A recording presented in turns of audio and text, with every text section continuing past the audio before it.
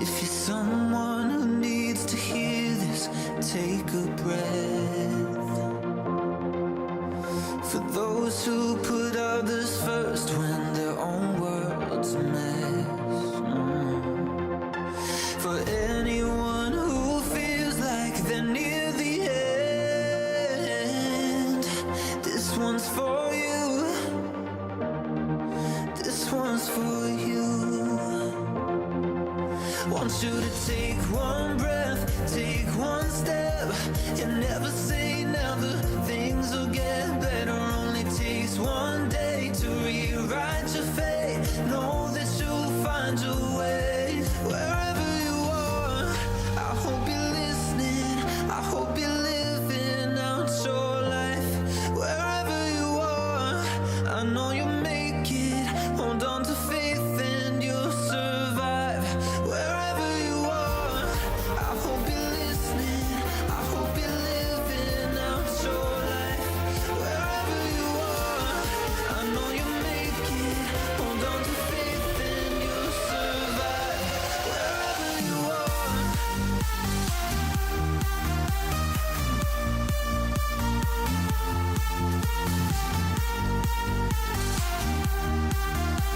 Know that you'll find your way. Wherever you are.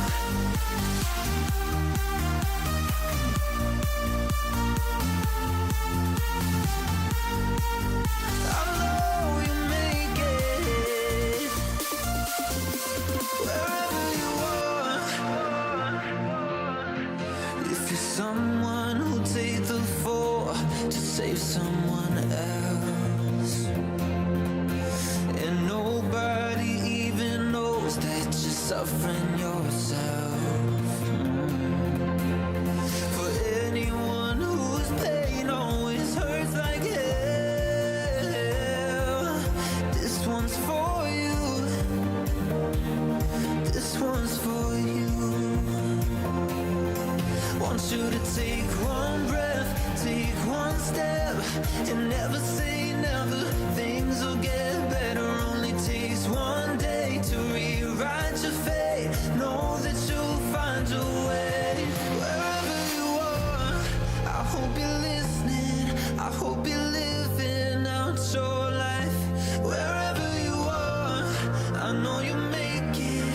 Hold on to faith and you'll survive. Wherever you are. Wherever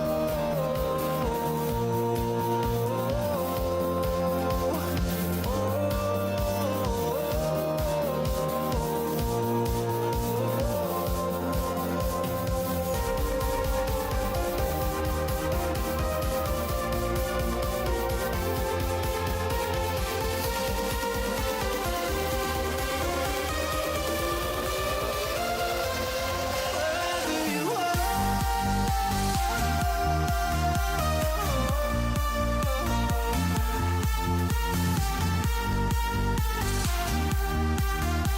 know that you'll find your way. Wherever you are.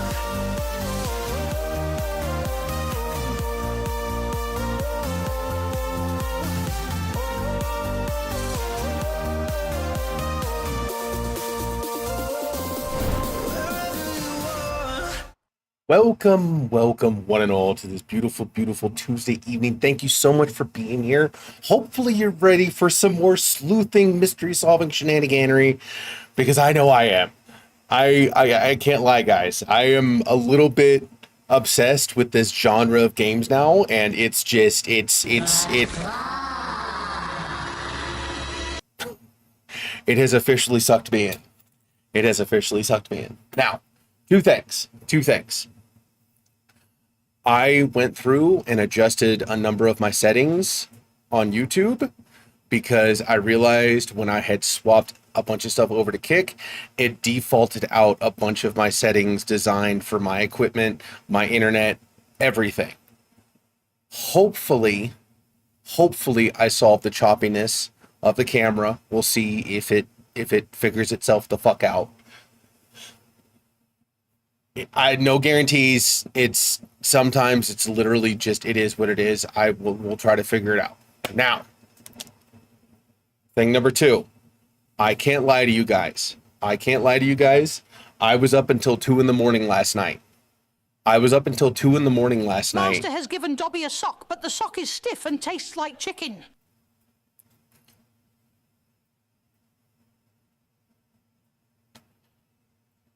Oh, no, no, Tiger Claw. Why? Why? So I broke more stuff. Well, I mean, it was broken, but now I fixed it. So if anything, it looks more clear to me. So that's what I'm hoping. That's what I'm hoping. I'm hoping that I have it fixed. It'll kind of figure itself out. Um,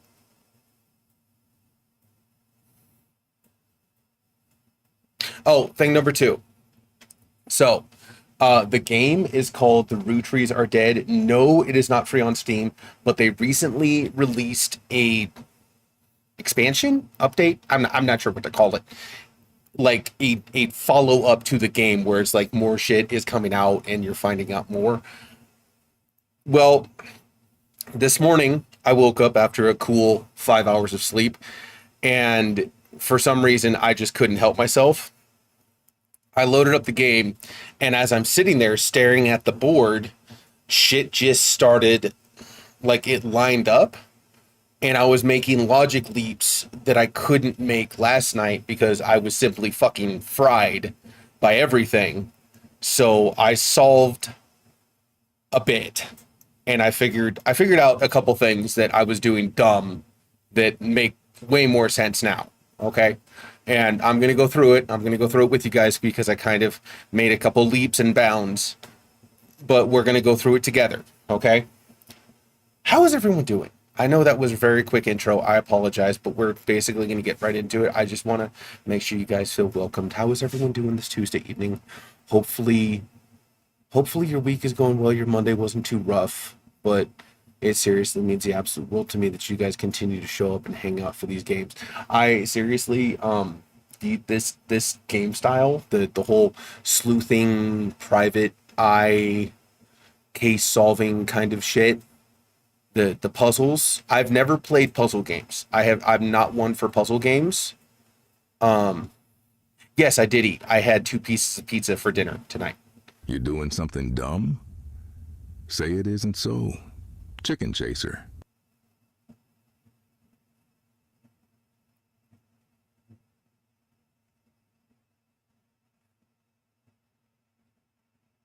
Literally me chewing on my lip. Literally me chewing on my lip. Trying not to laugh. Did you see the Steam listings? Yes. Yes, Moidy, I picked up the detective one. I have not picked up the escape room one, simply because I'm not sure how I would do with that one. The detective one is single player. The escape one looks really cool too, especially since people can like design escape rooms.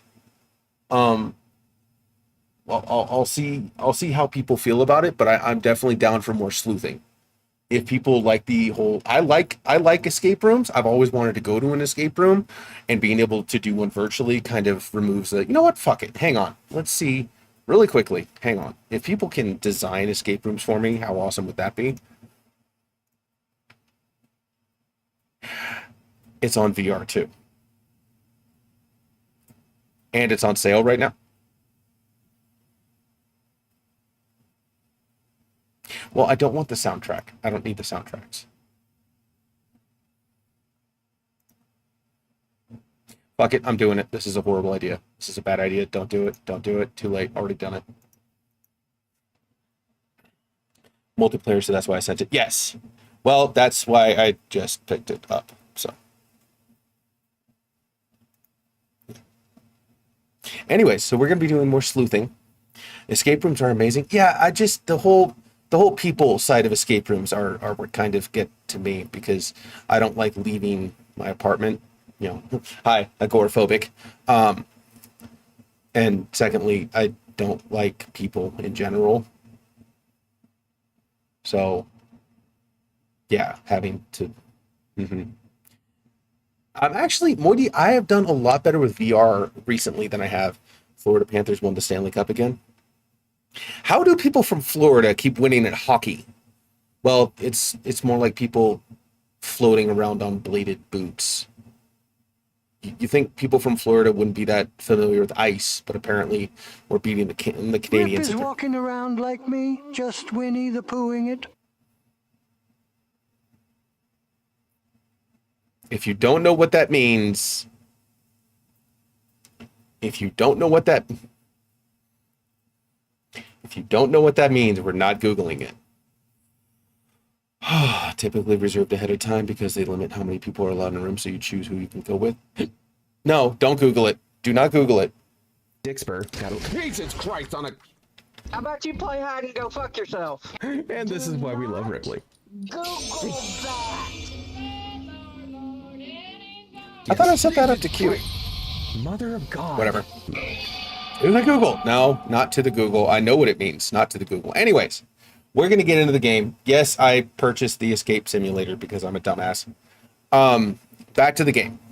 If you're unfamiliar, the name of the game is The Root Trees Are Dead. Basically, what had happened was plane crash happened. Real famous family on the East Coast that ran a candy company that turned into this huge conglomerate of everything died. And now we're trying to trace the genealogy and figure out who is who and what goes to where and where goes to what and how everything kind of latches up. And there's all these like hidden little stories and backstories and everything. So yeah, we need to. Yeah. Willy Wonka took him out. We don't know. But regardless. So what I did this morning. This is what happened this morning.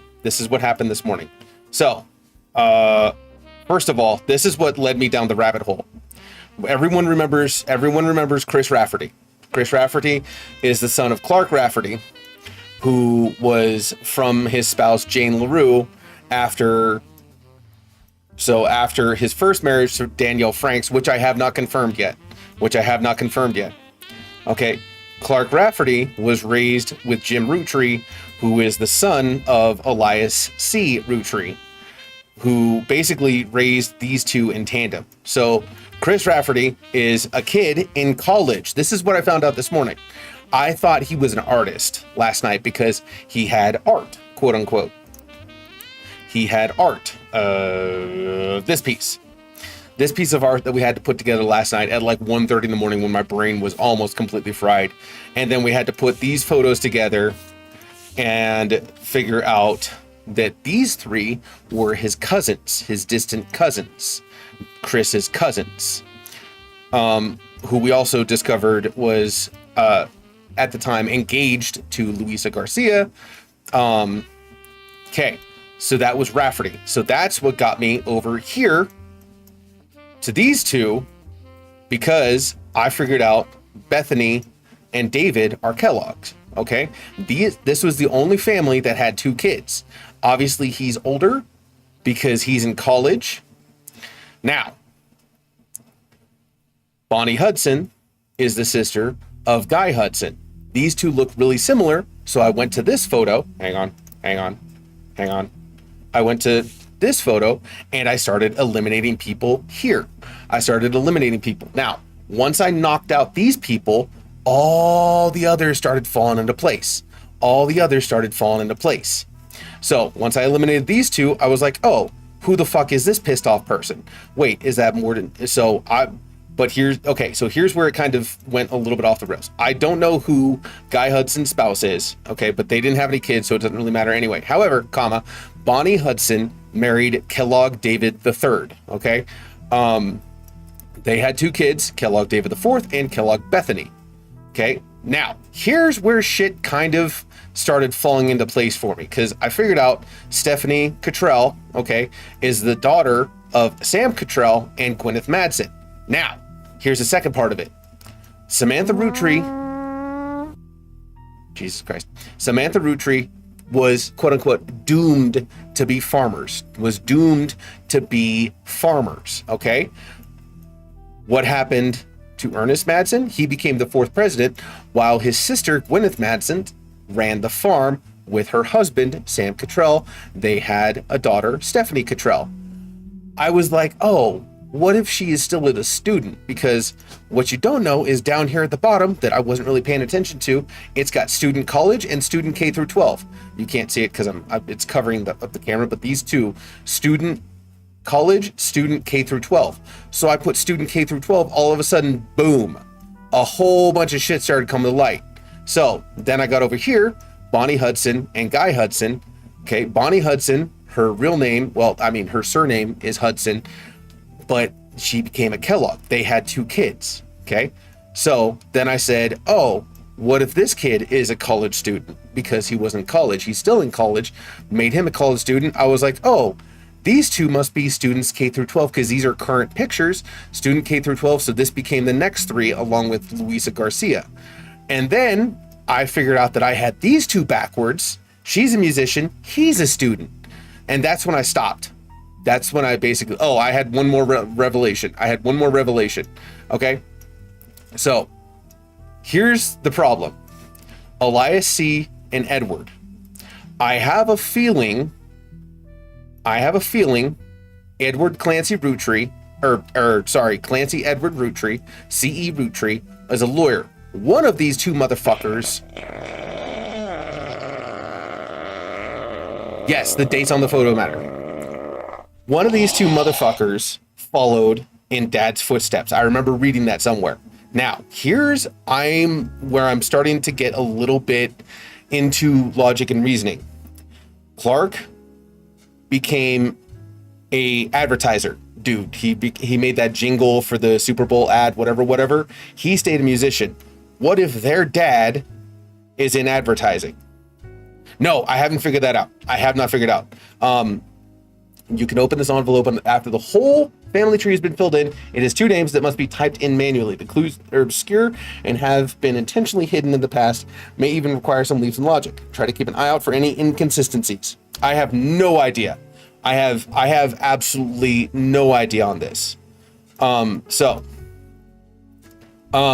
This is another name that I punched in because I remember reading an interview with Gwen Roottree saying how Cornwall was a name that has some history to it. So I punched that in. We'll see if that's real.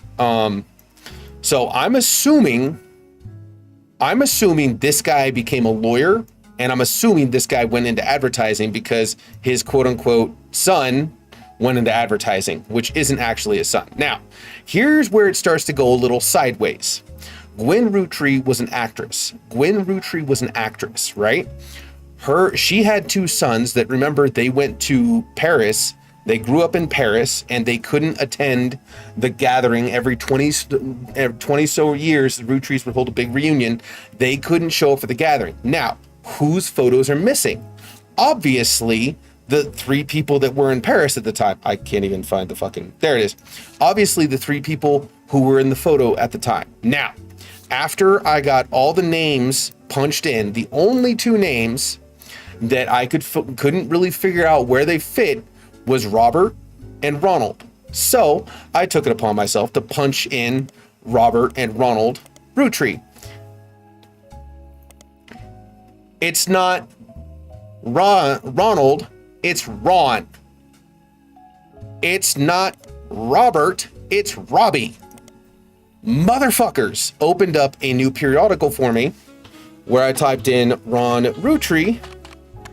Come to find out, he's a director. His brother, Robbie, here's where shit kind of goes sideways. His brother, Robbie, is a screenplay writer. However, screenwriter Robbie Roottree was allegedly tried and convicted. Okay? So, here's where I'm at right now. I need to punch in occupations. Ronald Roottree is a director. I stopped. This is where I stopped because this is the last connection I made. Screenwriter.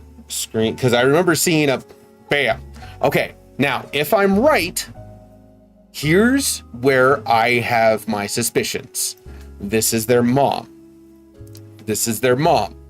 You guys... This is big brain time. Now, you guys remember, hang on. What's her fucking name? Bam. Penelope Tessa Green Penelope Tessa Green had a daughter. Billions and billions and billions and billions and billions and billions and Jesus, billions. how dare you? And billions and billions and RT. I'm going to call him RT from now on.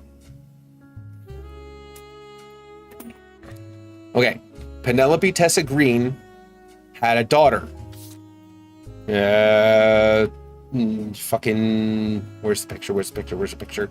Right here. Bam. Okay, here's the advertisement. When Wilkins Motors became Roottree Motors, Tessa Roottree, our newest fixer. Okay, this is back in latest ad, 1996. Okay.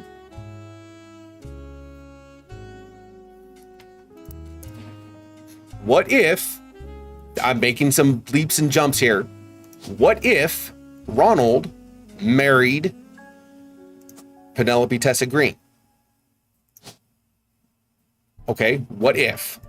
Now, if that's true, they had 2 kids. If that's true, they had 2 kids. Obviously, this is a baby. Hang on. Here's the deal. Remember, Penelope Tessa Green. Hang on. Where is it? She always went to a comedy show, did a comedy show at the Laugh Lounge. Jack watching his mother's charity set. Guess what Jack's name is? Guess what Jack's name is?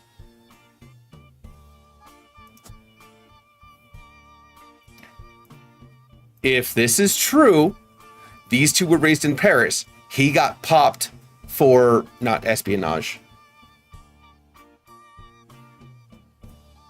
Or you steal money from embezzlement. He got popped for embezzlement, supposedly. He got married because, remember, they wrote a screenplay together. Remember, they worked on this together. Hang on.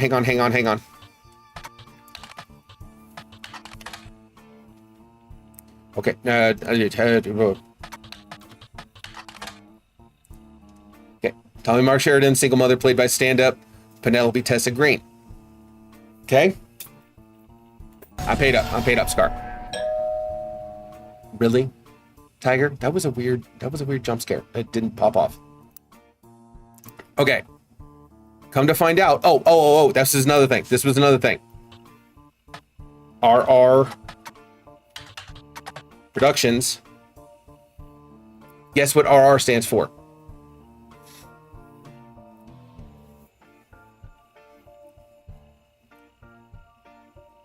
Ron and Robbie. Okay.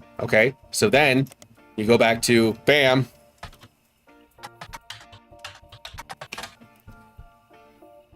Self-taught screenwriter Robbie Marr allegedly tried and convicted. Embezzlement. RR. Okay. So they wrote and directed the show that she starred on. Maybe they got hitched and they had Jack, who is obviously a child, which means he's a...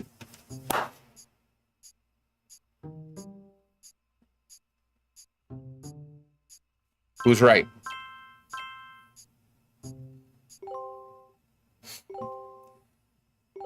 Linus, bam, Penelope. Dude, I am smoking this. Look at all those pictures. Look at all of them. Look at all of them on my right. You know what? Okay, so that was something else. Okay. What? Hello? On the phone, I said I owed you an explanation, but I can't reveal everything. Not yet. I'm sure this all seems like deception for deception's sake, so I'll try to explain why. It's true, I'm working with lawyers, but not the candy company lawyers. My publisher's lawyers. This is Lauren. I'm on the verge of releasing a book, and it's not kind to the root trees. Especially Elias and the 5 Pieces. The truth often isn't. But with the plane crash, the publisher is rightfully worried it'll look like I'm making things up to exploit a tragedy. So they're doing their due diligence. That's why you're here. To be sure, there's enough evidence for an expert to unearth the whole story. If I tell you the whole story now, we can't prove that. I hope you understand. That said, I can say that the work you're doing is very personal to me. No shit, it's your family. To my story, one spot on the tree is more important than the rest. You've likely noticed it. It's locked for now. I'll return one final time, after you fill it in. Yeah, the 5 It could be. It's a very... You've likely noticed... Okay, one spot on the tree is more important than the rest. You've likely noticed it. It's locked for now. Also, there are fewer root trees left. In a Yes, sense, Sin. that makes it easier. You sucked the big one Use right into process the of embankment. elimination.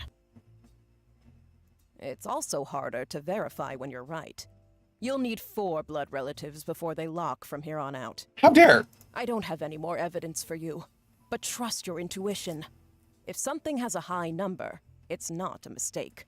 How very dare! You're getting closer and closer to the truth. I look forward to seeing you soon.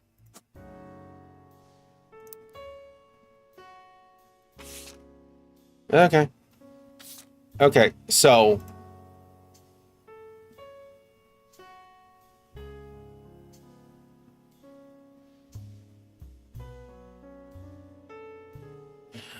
Okay, so, wait. Okay.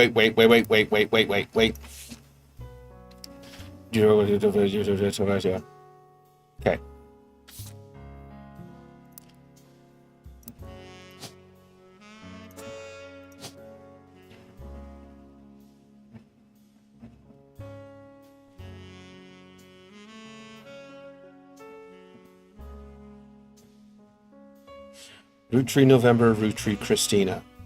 I remember seeing November somewhere. This... We know who Tessa is. Tessa is the mechanic.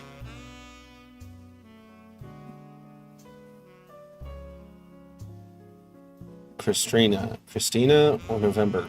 Where have I seen... Wait. Every time he's doing, don't need to hold a big ring. On the back of the photo in childish print writing, it says November. There are also a large number of cursive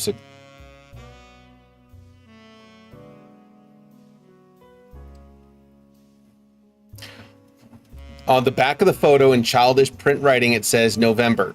There are also a large number of cursive signatures. What if everyone signed their own name? Who's this?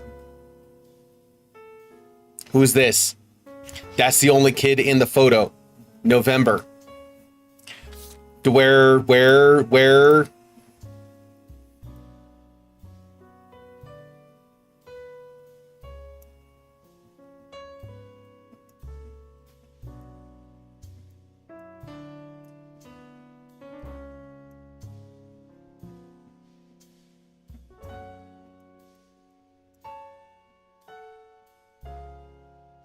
Oh, okay, so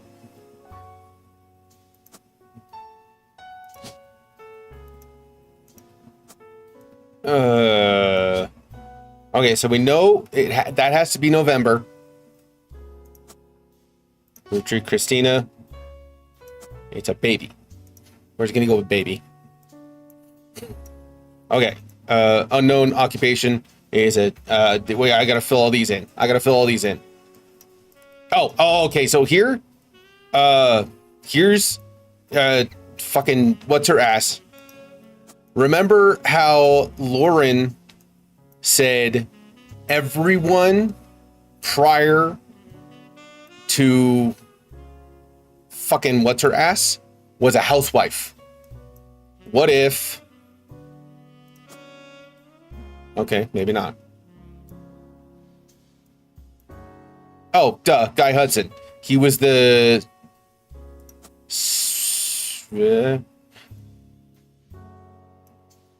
third. He was the third president. Dude, I am absolutely...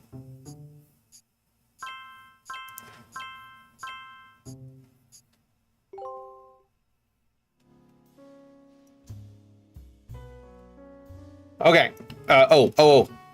Bonnie Hudson had to be housewife. Don't know who his spouse's name is. The Angelica Morgan. She was a housewife. Don't know who his spouse's name is. Don't know who this spouse's name is. Okay, kids. He has to be in college? Would he be in college? She's got to be in... If that makes him in... Bro.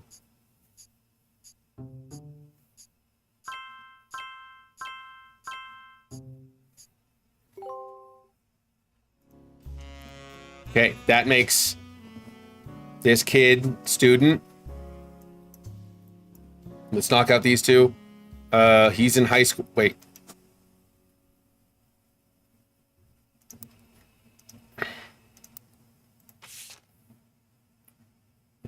Chris, art project.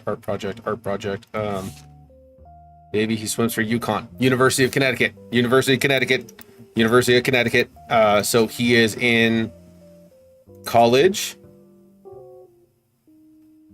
That means she's got to be in high school.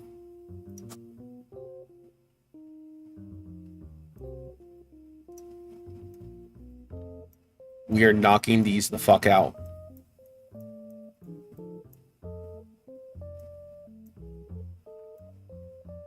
Unknown name. Okay, we're gonna have to guess on these.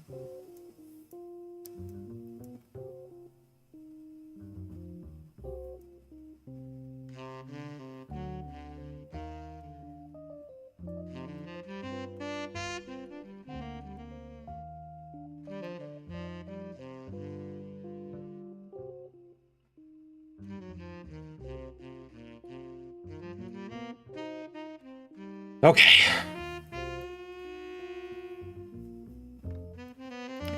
Say Edward is the lawyer.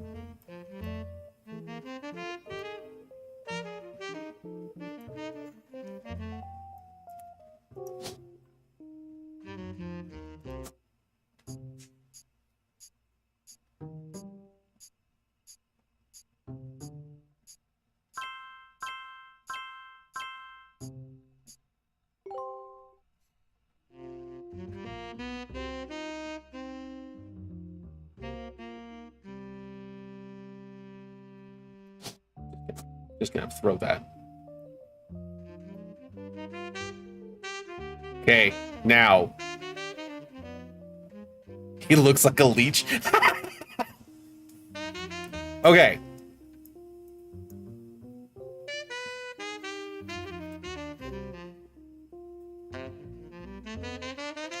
We're running out of spouses. Edith Jacobson, Laura Carlson, Eloise. Dude, what do you want to bet? What do you want to bet the chick that raised fucking dollars to goddamn donuts, the artsy fartsy hippie chick, got with the one name broad? What do you want to bet? I'm okay. The spouses, I think, are going to be super hard to figure out.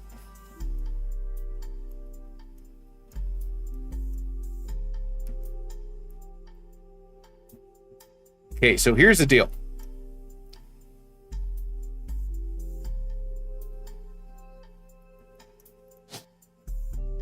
Well, that's easy.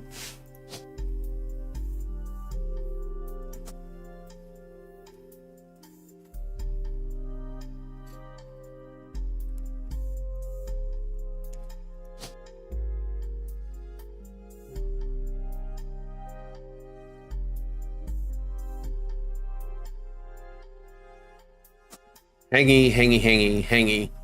What is up, Savvy? Hangy, I bet you... Okay. Guy Hudson, Carl.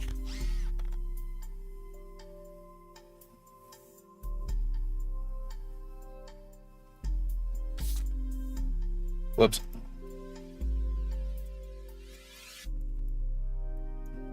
Okay, so let's start eliminating names here.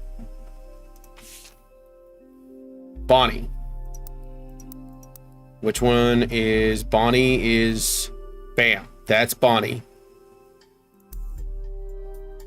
Next president, Guy Hudson, we already figured out. Carolyn. There's Gwyneth Morden. Caroline Morden. Artsy fartsy chick.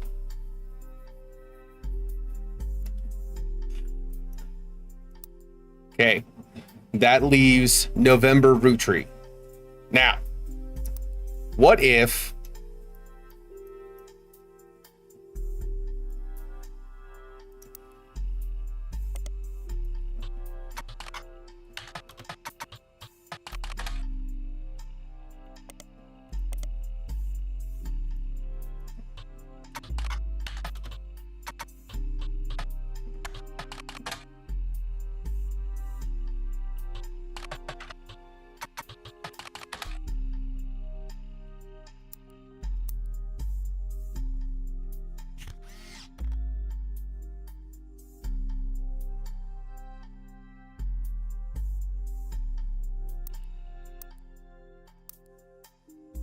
got to be Carl's daughter.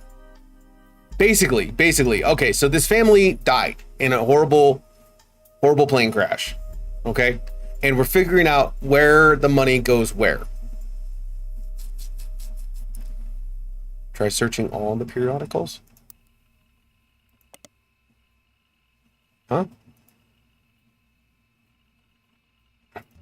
Oh. Well, that was easy.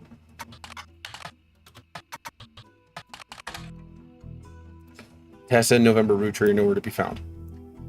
So I was thinking she belonged to Carl, but he already has 3 daughters. What if...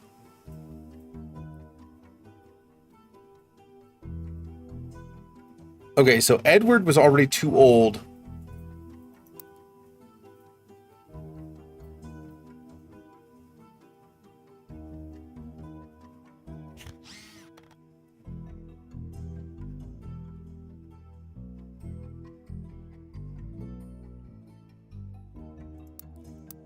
Oops, too far. Eli M. Mechanic. What if November Rootry was the daughter of Eli? Unless it was Edward Rootry.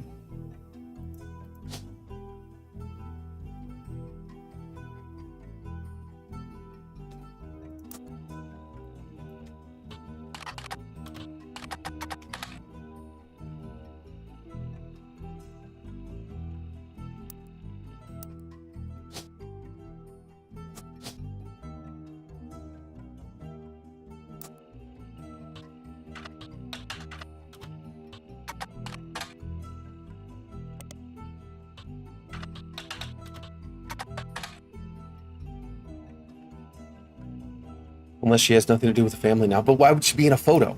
Why would she be in a photo that was kept? Like, this was hung in his office.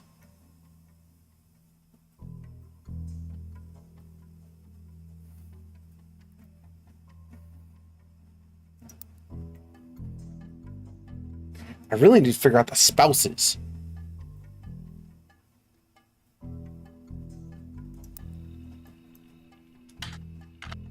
What if we... Okay, what if we work...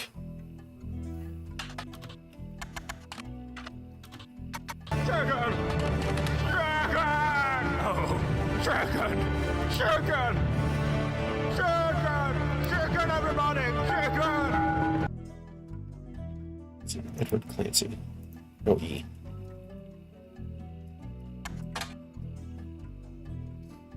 Wait. Okay. Oh, I had it backwards. Clancy Edward. Clancy Edward. Isn't she holding hands and leading glasses?